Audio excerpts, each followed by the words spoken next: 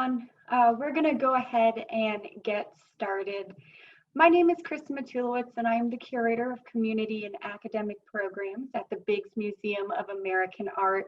If you've not visited us before, we are located in historic downtown Dover, and we are a museum featuring American art ranging from painting through craftswork such as tables and chairs, and other types of furniture from the colonial period in the early 1700s through artists actively working today. We are currently open to the public Wednesdays through Saturdays, 10 to 4. Our virtual lecture is going to be done by Wendy Bellion. She's the professor in Sewell Biggs Chair of American Art History at the University of Delaware, and she'll be leading this talk coming up for the next hour. So with that, I would like to introduce our lecturer tonight, Wendy Bellion.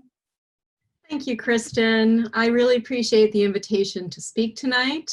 So my thanks to you and all of our colleagues at the Biggs Museum. And welcome, everyone. It's always a curious thing to do a lecture where you're speaking to one screen, but know that there's people on the other side of their screens who are listening.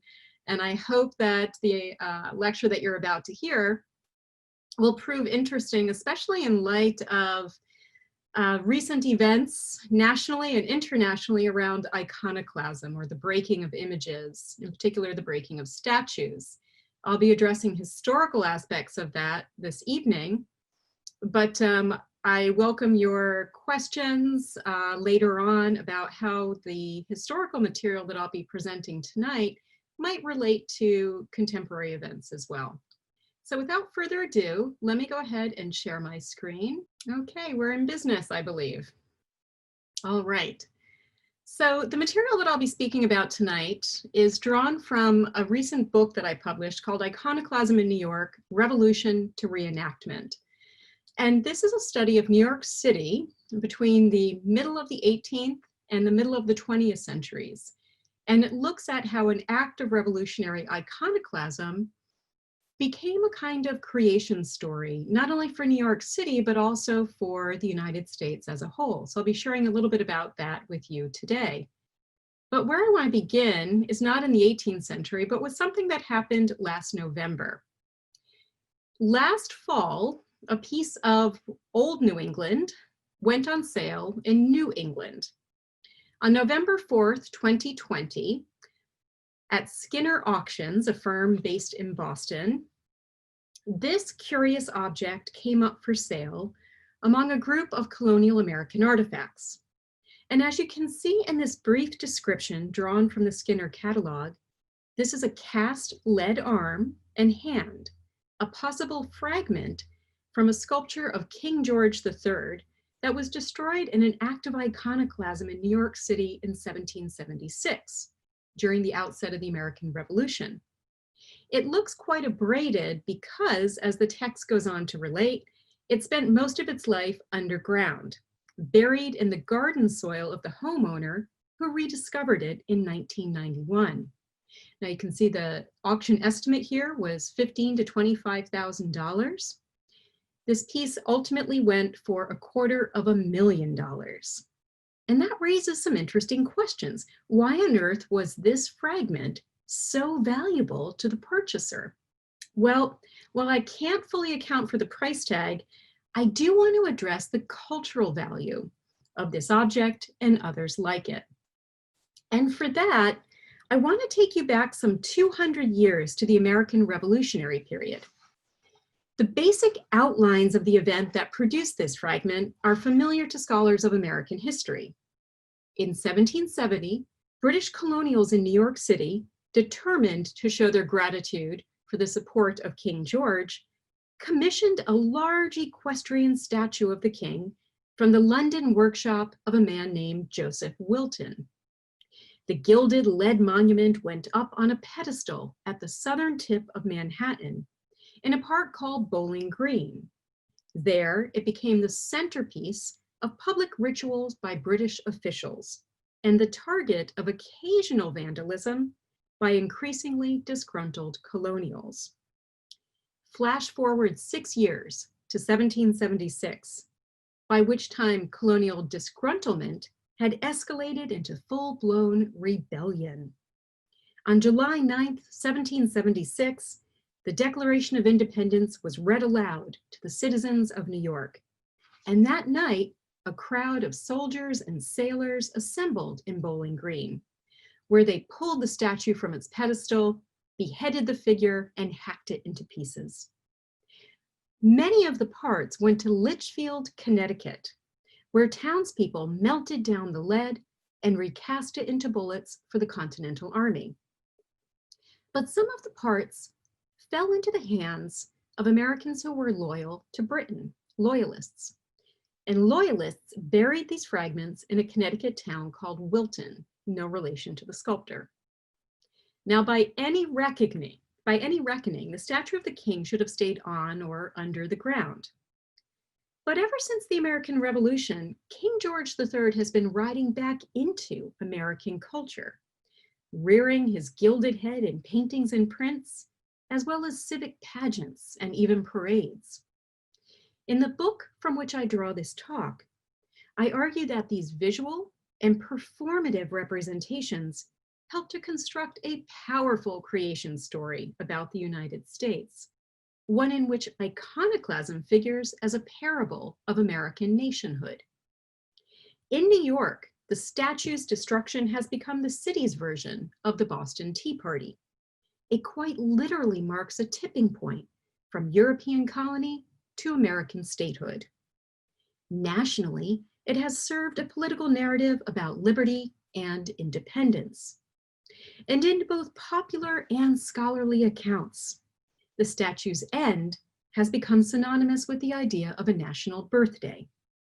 Down goes the king and his North American empire, and up go the American people to take his place. The emergence of this origin story owed much to the work of visual artists, much like you see here, and historical reenactors between the 1870s and the 1930s, when a series of colonial revivals aroused a nostalgic and deeply racialized Anglophilia among white elite Americans. Yet this creation story also owed something to the surviving fragments of the statue, which scattered far beyond the places where they were interred in the 18th century. Many of these objects found their way back to New York City, entering the collections of museums and historical societies. Some have even been fetishized as historical relics and icons, in particular, the tail of the horse, which the New York Times named in 2012 as one of 50 objects by which to remember the city's history. At least one fragment, recovered by a treasure hunter in the 1970s, became the centerpiece of a legal dispute over land rights and historic properties. And as the example of the Skinner auction suggests, still other fragments are now available for commodification, bits of American history to be sold to the highest bidder. It's these objects that I'd like to focus upon this evening. Now, if you're at all familiar with histories of iconoclasm, you will know that destroyed things have a curious way of not altogether disappearing from view. And this past summer has brought us many examples of this over the course of national debates about where to put and what to do with statues that represented Americans who were slaveholders or connected to the Atlantic slave trade. I am struck, for example, by how much remains of the pedestal that held the equestrian statue of Caesar Rodney in Wilmington. Although the statue was removed from the top of this stone following a Black Lives Matter protest in June, the large and elaborate base that you see here still commemorates Rodney, including inscriptions and large bronze reliefs. So keeping such recent histories in mind, let me pose a question. How and why do the fragments of King George's statue matter? both for art history, for museums, and for American culture, both past and present.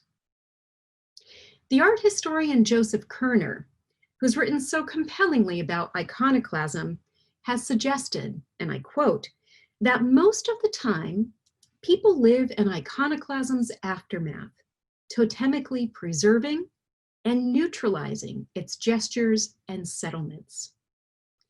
In part, Kerner's observation is borne out by the efforts of 19th century Americans to recover, collect, and display fragments of the Bowling Green statue. On the other hand, though, there was nothing neutral about preserving these fragments. The very fact that we have any fragments at all to analyze begs some deceptively straightforward questions. Why do people retain the parts of ruined things? Why do they so often hide them by burying them? A practice with deep human and cultural significance. And what role do such fragments play in the stories that we tell ourselves about iconoclasm? There's complicated answers to all of these questions. Here, I simply want to suggest how the remains of the Bowling Green statue became the formative elements of an American mythology. Let me be clear, I don't want to claim anything exceptional about American material violence. After all, people have repurposed the scraps of objects for millennia. Rather, the afterlife of iconoclasm in New York allows us to see something peculiar and entirely overlooked in cultural histories of the 19th century, namely the endurance of British monuments, their enduring resonance for an independent United States. New Yorkers pieced together their revolutionary past from the recovered parts of lost British statues. Their efforts compel us to recognize the power that fragments exercise and even amplify after their destruction. So I've laid out some big ideas here. Let me break it down a little bit more. So let's begin by taking a giant step backward to colonial New York. The statue of George III was not the only British monument raised in the city. In fact, it formed part of a geopolitical field of other highly contested and political objects. These objects included a series of 5 ship's masts, known as Liberty Poles, that were raised in 1766 to celebrate the repeal of the Stamp Act, the first of the parliamentary taxes to excite widespread colonial protest. Each Liberty Pole went up at a public space called the Commons, and you can see that on the map in a 20th century approximation of what these Liberty Poles might have looked like. The Commons is now in the area of very lower Manhattan, the area of City Hall Park, and this is about 1 block east of where the World Trade Center site is today. These 5 Liberty Poles were raised and destroyed one after another across the span of a decade, between 1766 and 1776. A few blocks away, New Yorkers installed another statue, a marble statue of the parliamentary leader, William Pitt the Elder. You can see it's now missing its head and both arms, but it was draped in a toga, and it was carved in this pose that originally conjured ancient Roman orators. Pitt was renowned for his skills on the floor of Parliament, go on for hours and hours delivering speeches. This statue was located about 1 block east of where the New York Stock Exchange stands today. And like the statue of King George, the Pitt statue was commissioned from the same sculptor, Joseph Wilton. And this was to celebrate the support that Pitt had expressed for the colonials when the Stamp Act was repealed. George III was installed at Bowling Green. And chances are that this is a place that you've heard of, even if you haven't been there, because in 2011, it was where the Occupy Wall Street movement began. And more recently, it was made famous all over again by the addition of Kristen Visbal's sculpture, Fearless Girl, opposite the iconic Charging Bull.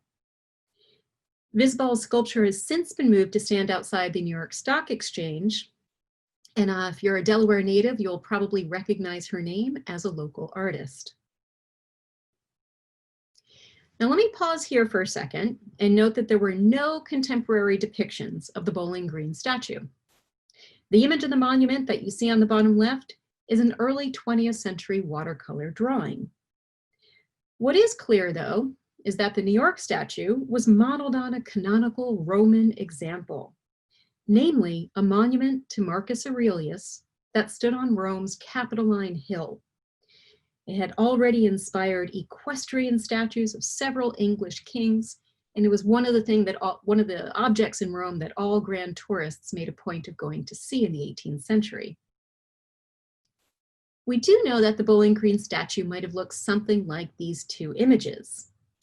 On the right is a loosely rendered drawing of a statue of George III by Joseph Wilton, a drawing of a statue that went up at the same time as the New York one in London at a square called Berkeley Square. On the left is a statue of William III, an earlier English king, by another 18th century British sculptor, John Cheer. And I think if anything, this gives us a very good approximation of what the New York statue might have looked like, although this one has lost all of its gilding over time. Now, back in New York, colonial activists would stage meetings, parades, and clashes around all of these statues and liberty poles. And then, in the opening salvos of the Revolutionary War, when British troops took New York, all three monuments were partially or wholly destroyed in acts of iconoclasm. The King's statue was the first to go. The attack was catalyzed, but not wholly caused, by a reading of the Declaration of Independence. When crowds assembled in Bowling Green on the night of July 9th, 1776, they tore the figure of the king from its pedestal and decapitated it. They scratched the gilding from its surface, and they drew its parts through the streets. The king's head was seized with the intention of mounting it on a stake. Eventually, it was shipped to London as proof that the rebels meant business.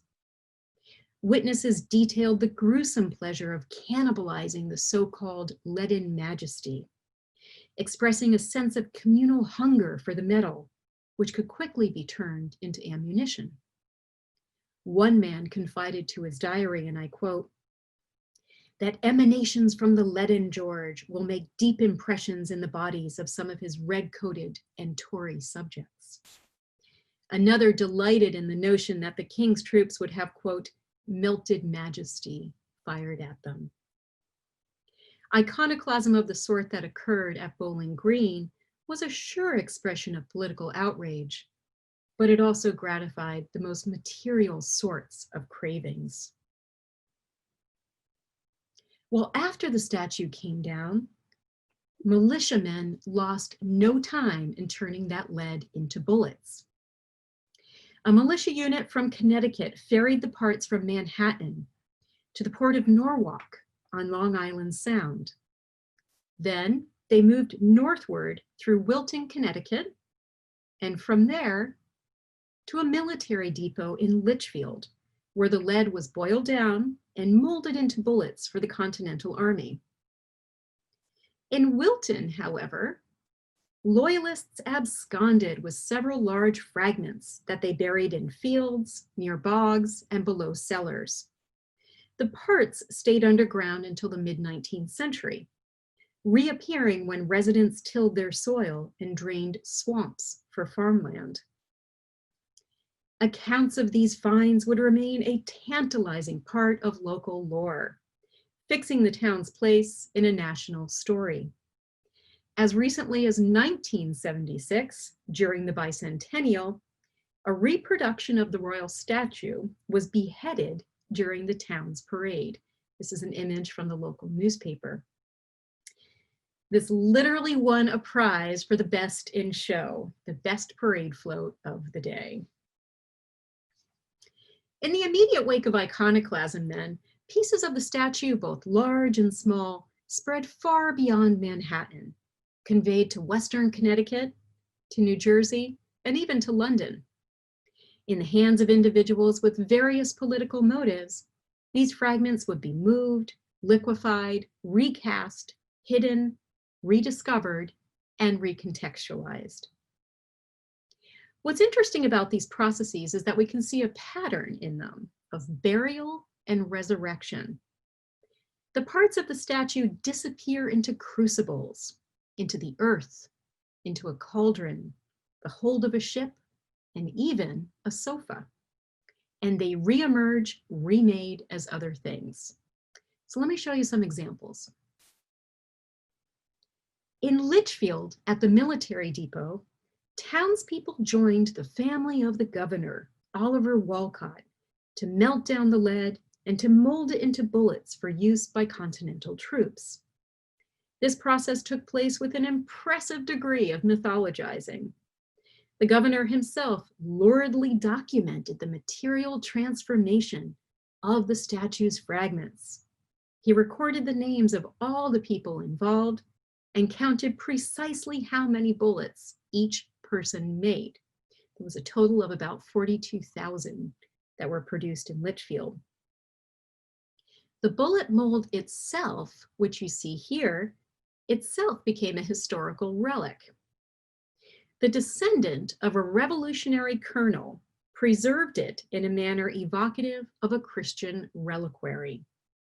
He positioned it like crossbones and encased it atop a dedication to his ancestor, a man named Peter Curtenius. This framing remade a fairly unremarkable tool of blacksmithing, a bullet mold, into a deeply meaningful agent of historical memory.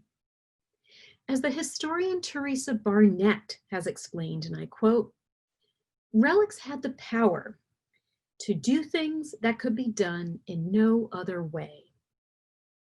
In other words, relics materialized the past within the present. They exercised a near magical quality, for they had touched and seemed to still embody someone or something only imaginable. They therefore triggered powerful feelings in their handlers and their beholders, arousing emotions that could range from melancholy to reverence.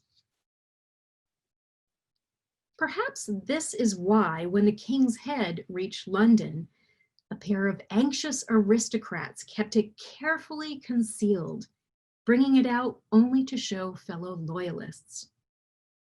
The statue's head found its way back across the Atlantic thanks to the intervention of a British officer at Bowling Green, who buried it before American troops could impale it on a spike at Fort Washington, uptown in Manhattan. The only known report of the head comes from a man named Thomas Hutchinson, an exiled Massachusetts governor, and you can see his diary on the left here. During a social call to the home of Lord and Lady Townsend, who had acquired the king's head, Hutchinson was asked, and I quote, if he had a mind to see an instance of American loyalty. And going to the sofa, Lady Townsend uncovered a gilt head, which at once appeared to be that of the king. And I want you to imagine how shocking this must have been for poor Thomas Hutchinson, seeing this aristocratic lady produce a head of a king from underneath her sofa. And I want to note that what you're looking at here on the right is not the New York head. That has long since disappeared. Instead, you're looking at a marble bust of the king that was sent to Canada in the 1770s, where it too was attacked, but has survived the centuries. And it's now in the McCord Museum in Montreal. In London, Lord and Lady Townsend shared their worrisome treasure very selectively. But rumors about the king's head must have leaked beyond their residence, because printmakers soon began to picture images that posited attacks on British sculptures. In 1783, for example, the popular satirist James Gilray evoked a sculptural decapitation in this satirical etching. And I want you to take a look at the bust that appears in the basket. It seems curiously similar to Hutchinson's description of what he saw emerge from the Townsend's sofa. Here, Gilray pictures James Fox, a parliamentary minister, and suggests that Fox himself is stirring up iconoclasm and political mayhem. Fox is riding a white horse, a horse that signifies the British monarchy, the House of Hanover, and is galloping inauspiciously into a valley called the Valley of Annihilation. Behind him, in a basket ominously labeled hopes and expectations, we see a crown speared by a sword and a bust of George III fixed upon a rod. It's striking that this print pictures a gilded head, evoking the statue that had been destroyed at Bowling Green and the fragment that had been returned to London. Nor was this the only print to evoke iconoclasm. A decade later, in the thick of the French Revolution, another printmaker invoked the threat of a royal beheading. Significantly, this image indirectly referenced the destruction of the Bowling Green Monument, for it imagined the London figure of George III, the Berkeley Square figure that I mentioned a few minutes ago, as the potential target of French revolutionary violence. This image, etched by James Sayer in 1794, brings the London statue to life to suggest the fears around in England by the terror overseas in Paris. Joseph Wilton's statue of King George has trotted away from its pedestal to investigate a political gathering at Lansdowne House, the dwelling of William Petty, a prominent politician and aristocrat.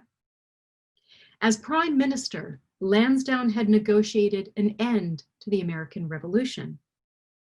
During the 1790s, he supported Republican causes in France, for which he was castigated in the London press. Lansdowne's politics, in short, were enough to make a royal statue shiver with dread. Peering through a spyglass, King George appears startled to see figures sporting tricorn hats with black French rosettes. Just as alarming, he hears the chant of the French revolutionary anthem, Ça ira. His left hand flies up in alarm. Louis XVI had recently lost his head in Paris, and Sayer's print, executed in a climate of unease about French Jacobinism, intimates that George III might be next. These are just some of the ways that fragments of the Bowling Green statue could be made to signify in the years after it was destroyed. Over time, back in Connecticut and New York, the Wilton fragments came to serve altogether different stories, in particular, a story about loyalist devotion to George III. Many of the fragments that you see here were unearthed near properties that had been owned by loyalist families in Wilton. Between the 1820s and the 1850s, Wilton residents excavated more than a half dozen pieces of gilded lead, including parts described as an arm and leg of the king, a portion of his cloak and possibly his scepter, and fragments of the horse's tail, mane, foreleg, and saddle. One part was found beneath the dirt floor of a milk room. Some of these fragments remained in private hands, but the most of them returned to New York City. In 1878, members of the New York Historical Society paid $5 each to help purchase 4 large pieces. I think they got a pretty good deal considering how much that fragment recently went for in Boston. Now, one of those fragments that they acquired in the 1870s was the horse's tail, the object canonized by the New York Times in 2012 as one of 50 objects that, quote, embody the narrative of New York. Until recent years, that is, until a recent reinstallation of the museum's galleries, the horse's tail figured prominently on the wall of a ground floor gallery that told the history of New York City. You can also see the Pitt statue, which the Historical Society also acquired in the middle of the 19th century. And then in between them, a well-known painting executed by a German immigrant in the 1850s that was the first to represent this scene of iconoclasm in Bowling Green. And I'll return to that painting in just a second. Beyond New York, other pieces of the statue have been pressed into the service of national storytelling. When the Museum of the American Revolution opened in Philadelphia in 2017, it featured sizable fragments of George's statue. Notably, these pieces appear embedded within the cavity of a mock pedestal. Above it towers the recreation of the lost statue. You can see that here, together with a wax figure who appears to be urging on a new generation of potential iconoclasts. Together, the persistence of these fragments into the present day and their prominent inclusion in museum galleries should lead us to ask not just why people destroy things, the obvious question posed by iconoclasm, but also why do people keep the parts of destroyed things? More to the point, why did loyalists preserve these fragments through burial, interring the pieces with the respectful deliberation due to real human bodies? Well, maybe they were acting out of the same impulses that led the British officer in New York to conceal the king's head, trying to save it from the humiliation of impalement upon a stake. Or perhaps by preserving these material tokens of a royal symbol, they hoped that they could somehow preserve British America for the future. Whatever their motives, the actions of Connecticut loyalists recall those of 17th century Britons who held on to statues and busts associated with the deposed Charles I, burying and otherwise hiding them until the monarchy could be restored. And as just one example from contemporary day London, here you're looking at a bronze equestrian statue modeled by a French sculptor, Hubert Le Sueur, that represents Charles I. If you've ever been to London, this stands just to the side of Trafalgar Square and Charing Cross, a very important crossroads in the city. This was initially created to honor Charles I, but after he lost his head, it had to go into hiding. And although someone promised loyalists to Cromwell that they had in fact destroyed the statue, it simply was hidden for decades and decades. After Cromwell was thrown out of power, this sculpture was miraculously found intact once again, and it was restored to its original pedestal in Charing Cross, where it has stood ever since. Now, it may sound like I've been developing a pretty belabored metaphor about sculptural resurrection, about things that are destroyed, are buried, and returned to public view. But in fact, this is the story of King George's statue. Throughout the 19th century and into the first decades of the 20th, Americans would repeatedly try to return King George to his pedestal. For example, in 1909, the Boston Globe encouraged readers to reassemble this scene of the equestrian statue coming down in Bowling Green. This challenge was riddled with ironies. The puzzle required some destruction on the part of the illustrator, who had to fragment and rearrange his line drawing in order to even create this jigsaw effect. It also invited some playful iconoclasm on the part of the reader, who was instructed to cut the pieces on the dotted lines to match them up. Once reunited, the image would picture a sculpture that was already always coming down, already always falling. Now, however trivial we might deem this exercise today, it was only one case of many among Americans trying to put King George back together again. Artists also turned to representing Bowling Green. In the 1850s, an immigrant German, Johannes Ortel, created the first painting about the statue's destruction.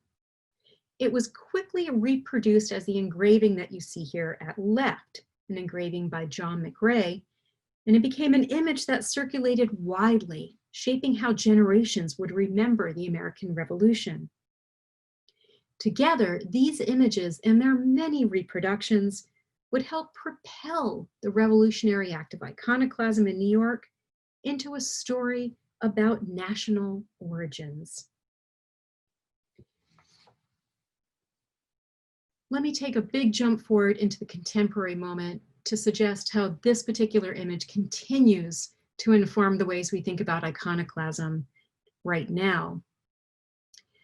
3 years ago, in 2017, protesters in Durham, North Carolina, pulled down an early 20th century statue of a Confederate soldier. You see that on the right-hand side. Commentators were very quick to reference the destruction of the Bowling Green statue to draw parallels between the past and the present.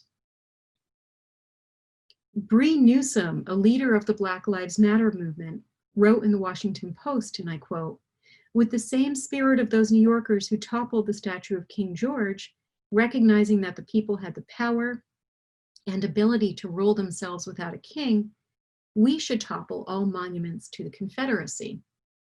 Now, the past few months, of course, have brought many more explicit comparisons between 1776 and the ongoing removal of problematic statues.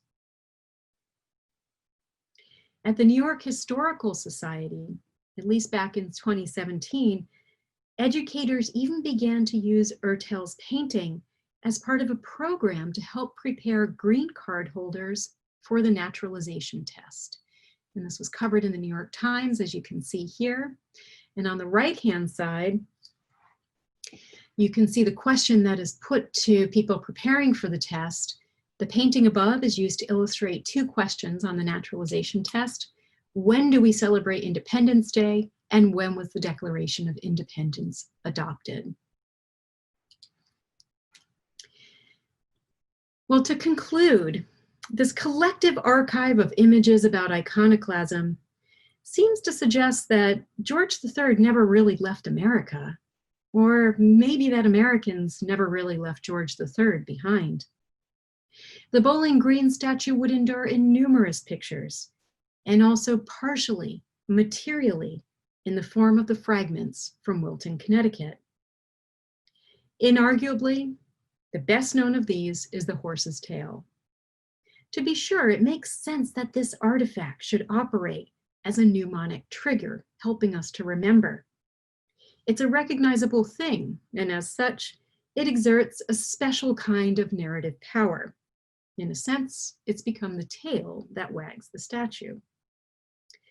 Yet, I remain fascinated by the way that this relic signifies in relation to these other hunks of lead that remain on museum shelves, rarely seeing the light of the gallery. These other remains, they're pretty baffling things. They're thick, heavy, misshapen, pocked, and scuffed. They're largely unreadable.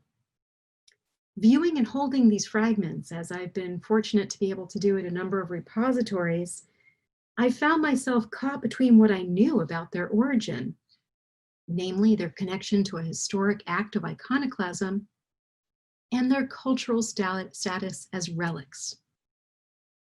Caught between all of those ideas and their sheer thingness, their opaque mass, their evasive formlessness.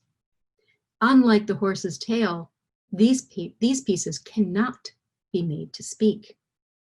Instead, as the most obdurate, even illegible remains of the act of destruction that brought down the statue, they help to trouble the many pictorial representations that continue to locate iconoclasm as a national origin story. Thank you all for listening. This brings my lecture to an end, and I'm happy to take any questions that you might have. Wendy, we have a few questions ready.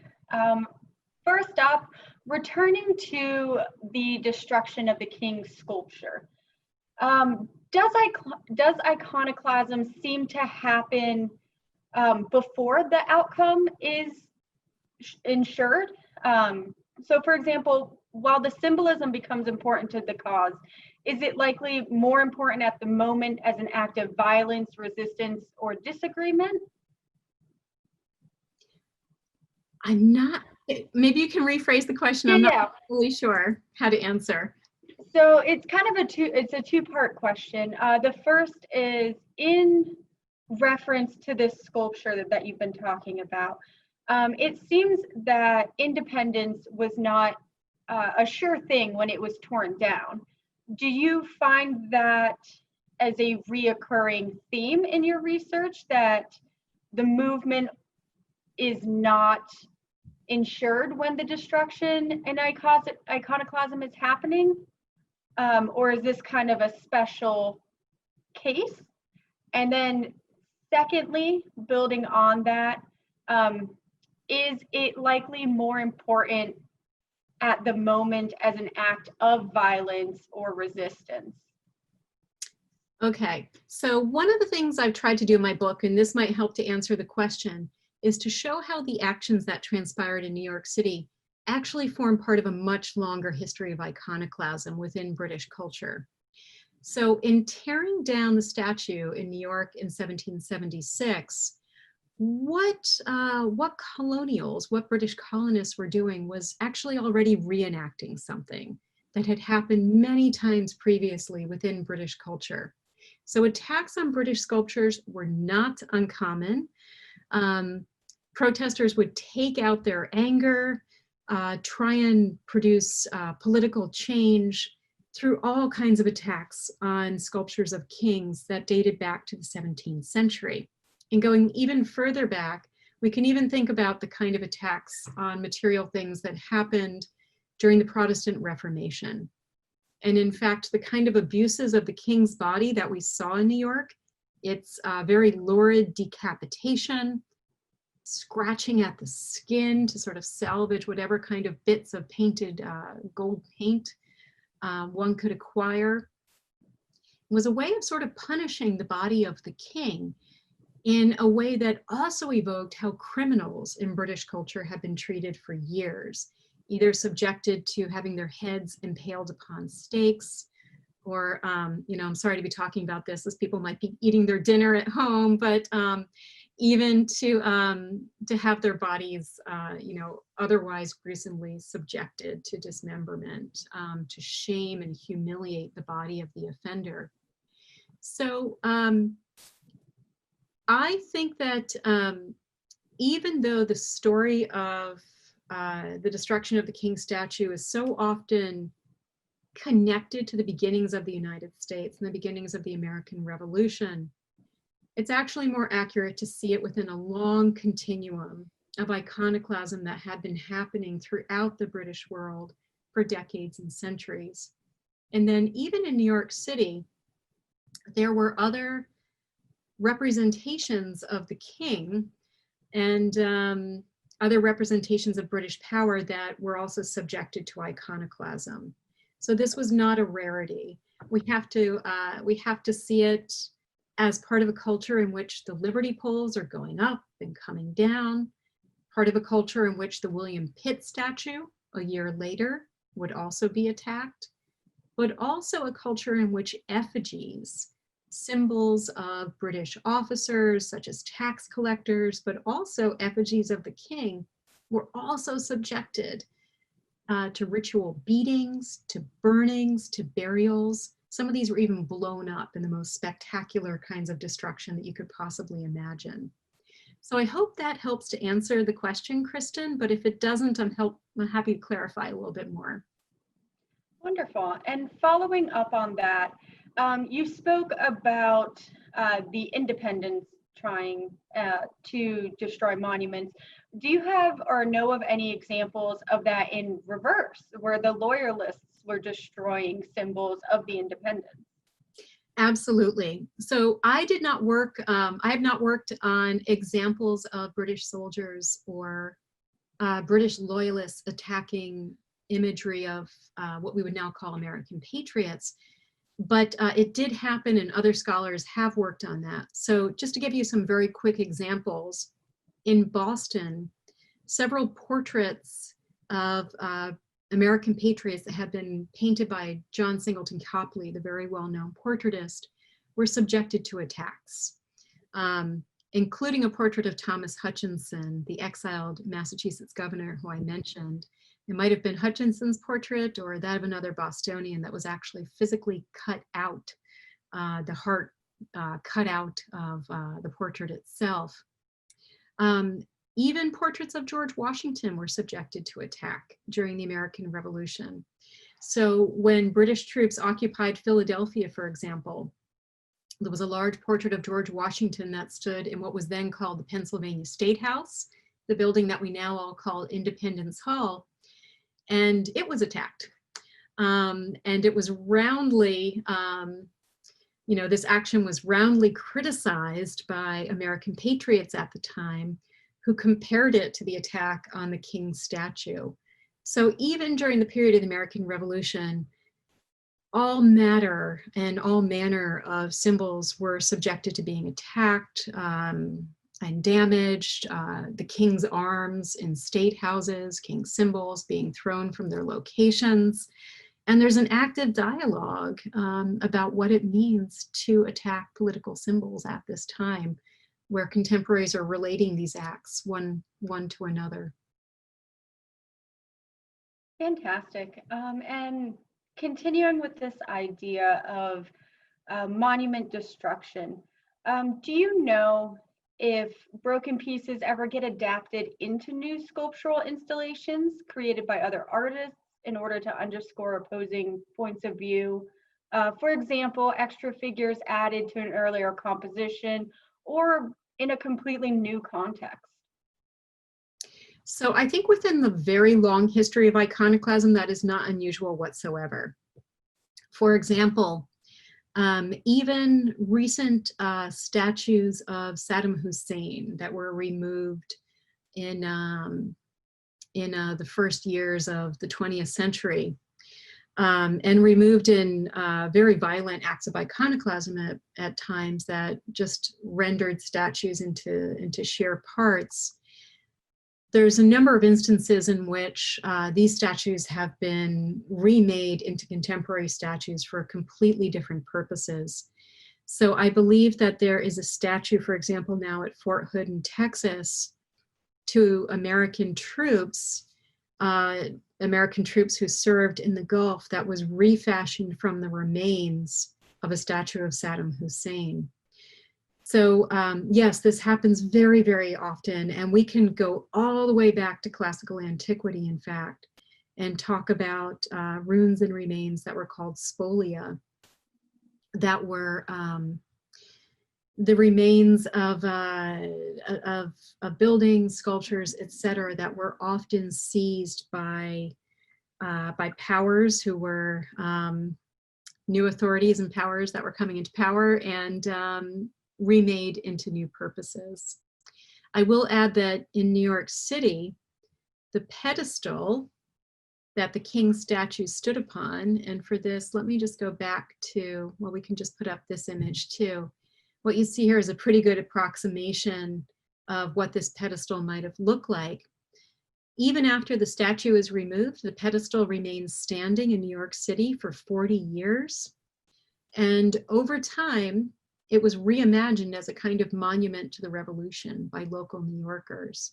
In fact, they let it stand in part because it provided a way of remembering the revolution and the contributions of New Yorkers who had fought for American interests. So even as statues themselves can, the pieces can be repurposed for other functions, the pedestals also come to serve very different functions over time too. Great. And you kind of built into this next question a little bit. Your research is focusing on American and British iconoclasm, but you touched on the statue removal for Saddam, sorry, Hussein. Do you see, through your research, have you come across any parallels or similarities to any other forms of iconoclasm happening contemporarily or globally? Between instances of what happened in New York or instances, sorry, I'm just gonna ask you to repeat the question, I'm sorry. Yeah, did you through your research, even though you're focused on American and sort of British politics, do you find similarities in how the destruction of this statue of the king resonates on a global level? Did you come across any research that speaks about similar instances happening globally? Not necessarily for the American Revolution, but similar things. Sure. I mean, I think that I'm less familiar with instances of iconoclasm on a global scale, although there's been a ton of fantastic research that's been dedicated to this topic in recent years. I can speak to the history of things like the French Revolution, for example, where although French revolutionaries might have not drawn a connection between the destruction of statues or the beheading of statues during the 1790s, they were drawing parallels between the American Revolution and French Revolution more broadly. So the French Revolution gives us iconoclasm on a much wider scale than happens in the Americas. In part, this is simply because there's more art to destroy in France in the 1790s than there was in the early United States in the 1770s.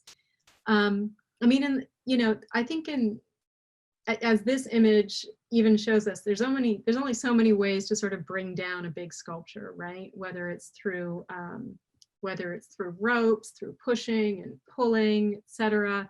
So I think that the kind of representations that we see of iconoclasm over time tend to bear a similarity to one another, which is also quite striking. It tells us that artists are also looking to the examples of even depictions of iconoclasm to understand what's happening in their present moment and to interpret it for their own contemporaries.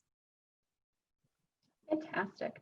Thank you. We have one more question that we have time for. And it is, given the well-reported protests and property damage that we've seen all summer long, I would be interested to know if popular press or protest groups have picked up on your timely publication. I can see that was posed by my dear colleague, Ryan. So thank you, Ryan, for that great question. I would love to see even more press picking up on this publication.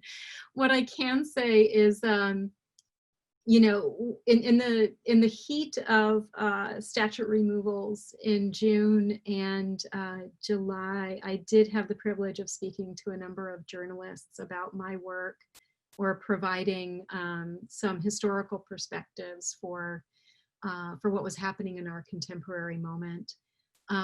I do think that the kind of conversations that very important conversations that we're having now don't show any signs of going away, and nor should they. We're in a moment of extraordinary conversations nationally, but also, of course, happening on a very local level about what to do with public monuments. And,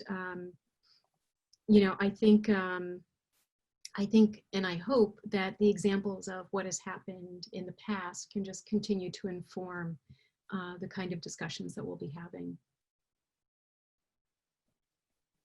Wonderful. And with that, I want to thank you so much for sharing your research with us and presenting.